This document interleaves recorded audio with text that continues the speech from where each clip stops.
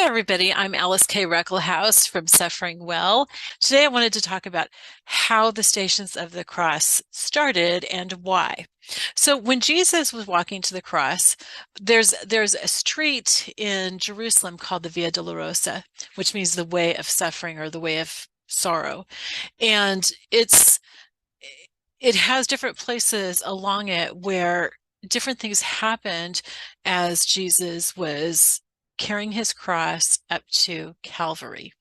And so each of those places is memorialized, and pilgrims who go there for the last couple thousand years have gone to the Via Dolorosa and have kind of traveled along with Jesus, experiencing as best they can what he went through. Obviously, when we do that, we can't experience what he went through, but we meditate on it. We think about it, we pray to him about it, and sometimes we try to see it from different people's perspectives, such as his mother Mary's perspective, or the women of Jerusalem's perspective, or Simon of Cyrene's perspective.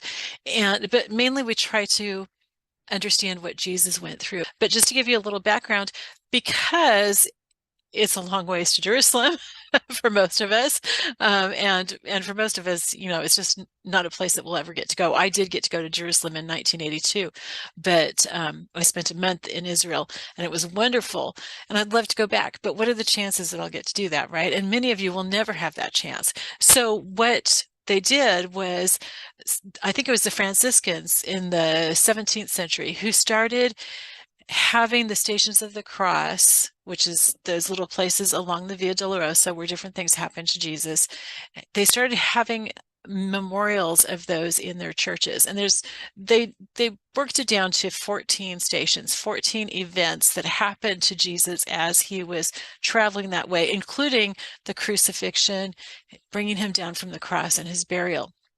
So those are the 14 Stations of the Cross. And it's a wonderful devotion. It's meaningful. It can be somewhat overwhelming if you really, really spend time in it, but that's good. Sometimes we need to be overwhelmed. Sometimes we need to suffer along with Jesus and try to understand his pain. It helps us to understand what our sin cost him, which also I think helps us to live holier lives.